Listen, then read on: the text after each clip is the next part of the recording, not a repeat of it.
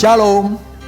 Apakah hari-hari ini rancangan hidupmu yang telah engkau siapkan gagal? Jangan khawatir, jangan bersedih atau frustasi. Karena Tuhan telah menyiapkan rancangan yang indah buat saudara. Dan rancangan Tuhan tidak pernah gagal. Puji Tuhan.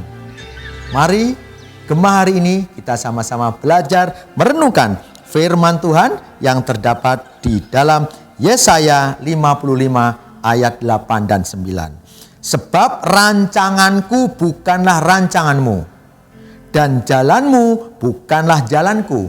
Demikian firman Tuhan. Seperti tingginya langit dari bumi, demikianlah tingginya jalanku dari jalanmu dan rancanganku dari rancanganmu. Setiap orang memiliki rancangan, setiap orang memiliki jalan-jalan hidupnya.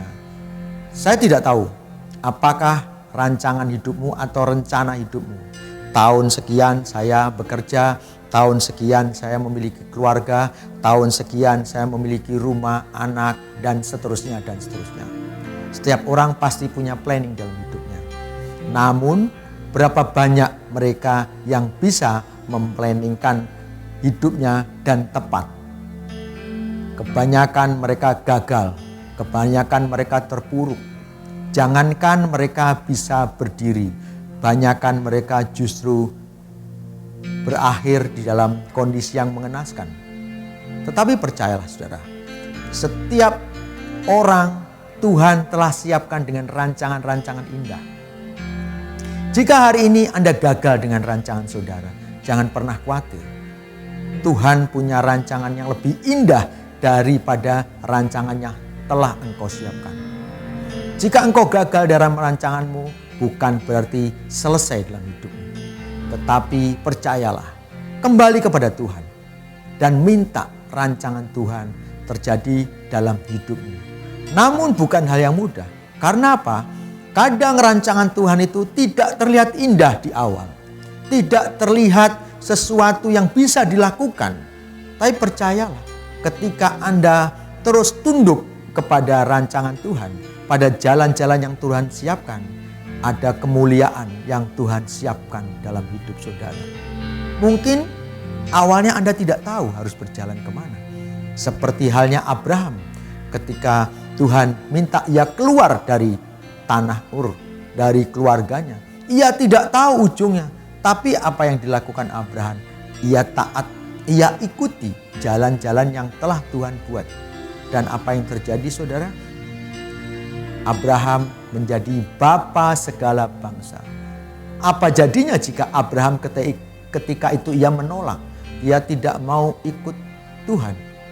Padahal Abraham di kotanya adalah keluarga yang terpandang. Apa yang tidak punya dari Abraham? Dia orang yang kaya. Dia memiliki harta yang banyak. Tentunya sudah nyaman. Namun kenapa Tuhan meminta Abraham untuk keluar dari keluarganya, dari sanak familinya? Bukan hal yang mudah. Tetapi ia ikuti apa maunya Tuhan. Hal yang sama terjadi kepada saudara. Jika saudara hari-hari ini menemui kebuntuan, tidak tahu harus berbuat apa, kembalilah kepada Tuhan. Karena Tuhan sedang menyiapkan hal besar di dalam hidupmu. Tuhan sedang menyiapkan kemuliaan di dalam hidupmu. Mari kita berdoa.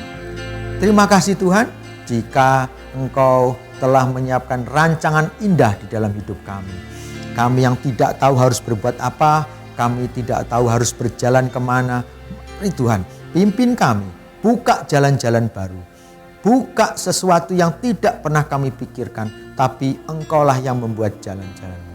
Terima kasih Tuhan, dan kami siap mengikuti jalan-Mu karena kami percaya rancangan-Mu adalah rancangan damai sejahtera. Di dalam nama Tuhan Yesus kami berdoa mengucap syukur. Amin.